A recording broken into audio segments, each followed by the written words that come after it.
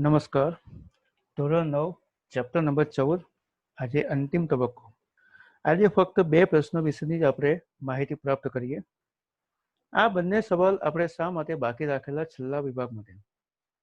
એનું એક જ મહત્વ હોય, એક જ કારણ હોય કે આ બંને સવાલ એટલા બધા અગત્યના છે કે મારી જે માહિતી મુજબ કે આ બેમાંથી જ એક પ્રશ્ન લગભગ પરીક્ષામાં આવે છે અને ચક્રમાં દર વખતે ઓક્સિજન ચક્રનું મહત્વ હોય છે અને તેના અથવામાં જે બાકીના 2 ચક્રો હતા જેવો કે નાઇટ્રોજન અને કાર્બન તે આવતા હોય છે. એટલે ઘણી બધી સ્કૂલો એવી છે કે જે ઓક્સિજન ચક્રને વધુ મહત્વ આપતી હોય છે. તો જોઈએ આપણે આજના સેશનના છેલ્લા 2 પ્રશ્નો. એટલે આ ચેપ્ટર આપણો અહીંયા થશે સમાપ્ત. તો આજનો પહેલો સવાલ છે, ઓક્સિજન ચક્ર એટલે શું? ઓક્સિજન કે જેને પ્રાણવાયુ કહેવામાં આવે, શા માટે? કારણ કે પૃથ્વી પર રહેલા જેટલા બી દરેક સજીવો છે એ દરેક સજીવો પોતાનું જીવન જીવવા માટે ફક્ત અને ફક્ત ઓક્સિજન વાયુનો જ ઉપયોગ કરે છે. તે સિવાય તે બીજા કોઈ પણ વાયુ દ્વારા તે જીવંત રહી શકતો નથી. તો ઓક્સિજન પૃથ્વી પર ઘણી માત્રામાં મળી આવતું તત્વ છે. તેનું પ્રમાણ વાતાવરણમાં મૂળભૂત સ્વરૂપમાં આશરે 21% છે. તે વધુ માત્રામાં પૃથ્વીના પોપડામાં સંયોજનના સ્વરૂપમાં કાર્બન ડાયોક્સાઇડના સ્વરૂપમાં મળી આવે છે. તો પૃથ્વીના પોપડામાં આ ઓક્સિજન ધાતુઓ અને સિલિકોનના ઓક્સાઇડના સ્વરૂપમાં મળી આવે છે. તે જૈવિક અણુઓ જેવા કે કાર્બોદિતો, પ્રોટીન, ન્યુક્લિક એસિડ અને ચરબીનું પણ એક આવશ્યક ઘટક છે. એટલે કે ઓક્સિજન કે જે મનુષ્યના શરીરનું બંધારણ, મનુષ્યના શરીરમાં પાચનની ક્રિયા હોય, શક્તિ પ્રાપ્ત કરવાની હોય કે જીવંત રહેવાની ક્ષમતા હોય, આ દરેક જગ્યાએ તમે ફક્ત ઓક્સિજન વાયુનો જ ઉપયોગ કરી શકતા હોય છે અથવા એનો જ ઉપયોગ કરવામાં આવતો હોય છે. તો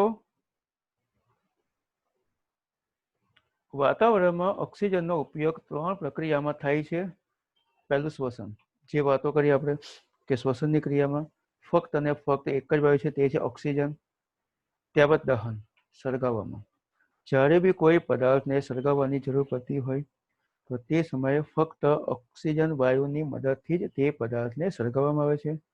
અને નાઇટ્રોજનના ઓક્સાઇડમાં નિર્માણમાં, એટલે કે નાઇટ્રોજન વાયુ હોય કે જેનું તે ઓક્સાઇડમાં રૂપાંતર કરે. બરાબર છે? અગર તો વાતાવરણમાં ઓક્સિજનમાં એકમાત્ર ક્રિયા છે કે જેને પ્રકાશ સંશ્લેષણ કહે છે, કે જેના દ્વારા ઓક્સિજન પાછો મળે છે. આપણે ઘણીવાર આ વાક્ય સાંભળીને આવ્યા છે કે લીલી વનસ્પતિઓ પોતાનો ખોરાક જાતે બનાવે છે.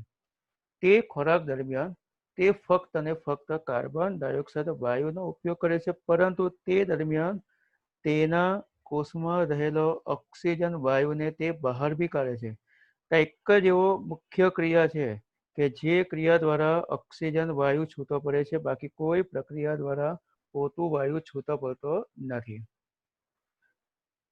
તો હવે આપણે સમજીએ એની આકૃતિ. એકદમ સરળ અને સહેલી છે કે જે તમે સહેલાઈથી પાસો તો આવડી જશે. તો સ્વાભાવિક છે કે આપણે કોઈ પણ શરૂઆત કરીએ તો પહેલું શરૂઆત છે વાતાવરણ. તો વાતાવરણીય ઓક્સિજન એટલે કે વાતાવરણમાં રહેલો ઓક્સિજન કે જે શ્વસનની ક્રિયા દ્વારા દરેક સજીવો તેનું ગ્રહણ કરે છે. હવે જ્યારે કોઈ પણ સજીવો શ્વસનની ક્રિયા કરે તો શ્વસનની ક્રિયા દરમિયાન તે 2 ઘટકો શરીરની બહાર કાઢે. પહેલું કાઢશે કાર્બન ડાયોક્સાઇડ વાયુ અને બીજું કાઢે છે પાણીના બાષ્પ સ્વરૂપે પાણી, કે જે આપણને ખ્યાલ ન આવતો હોય પછી ભેજ હોય જે નાકની બહાર નીકળે, જે પાણી સ્વરૂપે છે. હવે આપણે જાણીએ છીએ કે આ છૂટા પડેલા બંને ઘટકો જેવા કે કાર્બન ડાયોક્સાઇડ અને પાણી કે જે લીલી વનસ્પતિઓ પ્રકાશ સંશ્લેષણની ક્રિયામાં તેનો ઉપયોગ કરે છે, એટલે કે સહેલાઈથી તે પ્રકાશ પ્રક્રિયામાં તેનો ઉપયોગ કરે છે. હવે પ્રકાશ પ્રક્રિયા દરમિયાન એ લીલી વનસ્પતિઓ વાતાવરણમાં ઓક્સિજન વાયુને મુક્ત કરે છે અને તે દરમિયાન તે પોતાનો ખોરાક બનાવે છે અને તે ખોરાક બનાવીને એટલે કે ગ્લુકોઝનો ઘટક બનાવે છે, જેનું સૂત્ર છે C6H12O6 અને આ ગ્લુકોઝ દ્વારા તે શ્વસનની ક્રિયા કરી શકે. તો તમે જોઈ શકો એકદમ સીધું અને સરળ આ ચક્ર આપવામાં આવ્યું છે અને સરસ રીતે તમે સહેલાઈ લખી શકો એવું છે, કારણ કે બંને ચક્રની સરખામણીમાં ઓક્સિજન ચક્ર સૌથી સહેલું બી છે, સરળ બી છે અને જેનું મૂલ્ય છે 4 માર્ક. તો આ રીતે તમારા જેટલા ચક્ર 3 છે, જેમાંથી એક ચક્ર 100% પૂછાતું હોય, તો દરેક ચક્ર અહીં તમારા થાય છે સમાપ્ત. હવે જોઈશું આ ચેપ્ટરનો છેલ્લો પ્રશ્ન, ઓઝોન. હવે ઓઝોન એટલે શું? તમે ઘણીવાર આ વાક્ય સાંભળીને આવેલા છો. ઓઝોન પૃથ્વીની સપાટીથી 50 કિલોમીટરની ઊંચાઈ ઉપર આવેલ એક સ્તર કે જેનું કાર્ય શું હોય? સૂર્યપ્રકાશમાંથી આવતા કિરણમાંથી તે કેટલાક કિરણનું શોષણ કરે છે અને થોડાક જ કિરણ એ પૃથ્વી ઉપર આવે છે. આથી પૃથ્વી ઉપર તાપમાન જળવાય છે. આપણે એવું વિચારીએ કે જો ઓઝોન ન હતે તો આજે શક્ય હતું કે પૃથ્વી ઉપર જીવન હતે જ નહીં, કારણ કે સૂર્યપ્રકાશનું બધું જ તાપમાન, જે તાપ છે, જે કિરણ છે, જે સીધા પૃથ્વી ઉપર આવતે અને સીધા પૃથ્વી ઉપર આવવાથી આપણે તેની હાનિકારક અસર, એટલે કે તે દરમિયાન સજીવોનું અસ્તિત્વ રહેતે નહીં. જોઈશું હવે થિયરી. તો તત્વીય ઓક્સિજન મૂળભૂત સ્વરૂપમાં સામાન્યતઃ દ્વિપરમાણુય અણુના સ્વરૂપમાં મળી આવે છે, પરંતુ વાતાવરણના ઉપરના ભાગમાં ઓક્સિજનના 3 પરમાણુવાળા અણુઓ પણ મળી આવે છે. તો ઓઝોન સૂત્ર પરીક્ષા માટે ખાસ વાક્ય O3, તો તેનું સૂત્ર O3 છે કે જેને ઓઝોન કહે છે. તો ઓક્સિજનના સામાન્ય દ્વિપરમાણુય અણુથી વિપરીત ઓઝોન ઝેરી હોય છે. ઓઝોન પૃથ્વીની સપાટીની નજીક આવેલા નથી. તે સૂર્યમાંથી આવતા હાનિકારક વિકિરણનું શોષણ કરે છે. આ રીતે હાનિકારક વિકિરણને પૃથ્વીની સપાટી પર પહોંચતા રોકે છે, જેથી સજીવોને નુકસાન પહોંચાડી શકતું નથી. હવે આપણે જે વાતો કરી, ઓઝોન વાયુ છે પણ સૌથી ઝેરી પણ છે. આપણે એટલો ફાયદો છે કે આપણા જમીન પૃથ્વીની સપાટીથી 50 કિલોમીટર અંતરે હોવાથી ઊંચાઈ ઉપર આપણે તેના સંપર્કમાં આવતા નથી, એટલે આપણને એની કોઈ નુકસાન નથી. પણ ફાયદો એટલો કરાવે છે કે સૂર્યમાંથી આવતા કિરણનું તે શોષણ કરે છે, એટલે કે તાપમાન જાળવવામાં તે સૌથી અગત્યનો ભાગ ભજવે.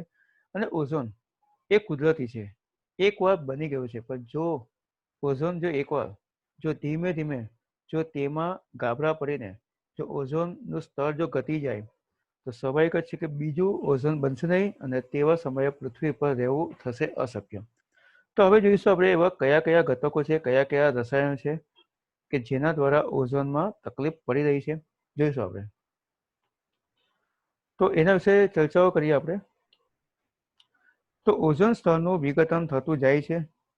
મનુષ્ય દ્વારા બનાવેલા વિવિધ પ્રકારના સંયોજનો જેવા કે ક્લોરોફ્લોરોકાર્બન, સૂત્ર છે CFC, વાતાવરણમાં સ્થિર અવસ્થામાં હોય છે. તો CFC ક્લોરીન અને ફ્લોરીન યુક્ત કાર્બનિક સંયોજન છે, જે સ્થાયી હોય છે અને કોઈ પણ જીવ પ્રક્રિયા દ્વારા પણ વિઘટન થઈ શકતું નથી. એકવાર તે ઓઝોનના સ્તરની નજીક પહોંચે પછી તેઓ ઓઝોન અણુઓની સાથે પ્રતિક્રિયા કરે છે. આના પરિણામ સ્વરૂપે ઓઝોનના સ્તરમાં ઘટાડો થાય છે અને એન્ટાર્કટિકાના ઉપરના ઓઝોન સ્તરમાં છિદ્રો મળી આવ્યા છે. તો ઓઝોન સ્તરનું વિઘટન અને ઓઝોનનો વધારે નાશ થવાને લીધે પૃથ્વી પર આવેલા સજીવો પર તેની અસર અનુભવે છે. આથી ઓઝોનના સ્તરને ઘટતું અટકાવવાની પ્રક્રિયા રોકવા આપણે ઘણા બધા પ્રયત્નો કરવા જોઈએ, કે જે દ્વારા આપણે સામાન્ય રીતે વાતાવરણને સૂર્યપ્રકાશથી બચાવી શકીએ. હોપ સો કે તમને ચેપ્ટર 14મું ગમ્યું હશે. સ્કોરિંગ ચેપ્ટર છે, વાંચવું એટલે આવડી જશે. ઓકે, તો હવે પછીના નવા સેશનમાં કોઈક નવા ચેપ્ટર વિશેની વાતો મેળવીશું.